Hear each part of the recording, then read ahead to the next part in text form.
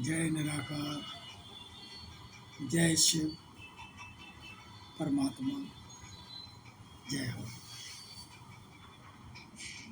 आज अपवित्रता के माहौल में मनुष्य की ये आंखें बहुत क्रिमिनल हो चुकी हैं, कदम कदम पर धोखा देती हैं।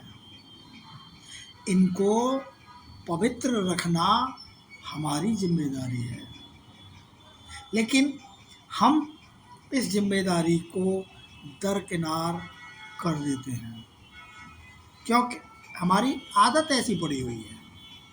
बचपन से विभिन्न शरीरों को देखते रहे और शरीरों को देखते रहने से ही हमारी कर्मेंद्रियों में भी चंचलता भरी पड़ी है, बहुत चंचलता है। युग बदलते ही हैं, अभी कलयुग है, फिर सतयुग आ जाएगा। विश्व की हिस्ट्री ज्योग्राफी बदलती ही रहती है। जब तक हम अपनी आत्मा को रियलाइज नहीं करते तब तक हम परमात्मा को भी यथार्थ रीति नहीं समझ पाते। हमें अपने पर रहम करना चाहिए और कम से कम अपनी आत्मा को समझना चाहिए, उसका निश्चय करना चाहिए कि हम एक आत्मा है। आत्मा और परमात्मा दोनों ही अविनाशी हैं।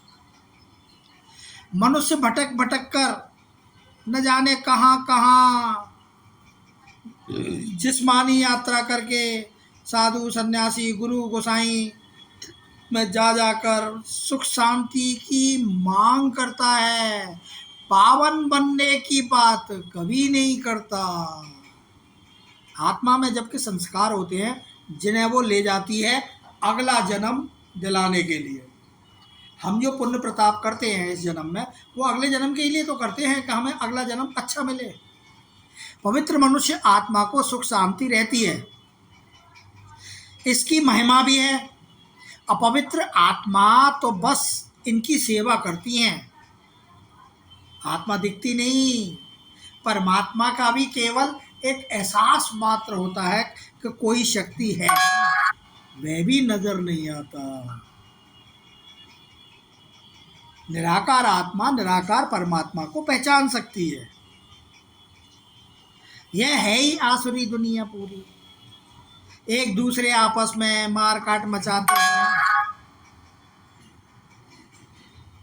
कोई किसी को सुख में नहीं देख सकता अथवा कोई किसी के पूज्य योग भी नहीं है। सतयुग में है आत्म अभिमानी दुनिया, जहां हर कर्म अकर्म हो जाते हैं, यानी कर्मों का कोई फल प्राप्त होता ही नहीं।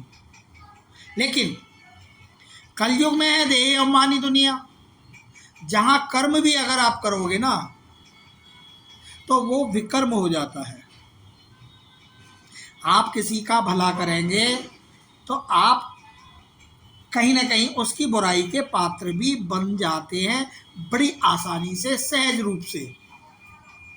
लेकिन पुरुषोत्तम संगम युग, जो कलयुग चला गया और सतयुग आने वाला है, जो ये बीच का पीरियड है जिसमें हम हैं,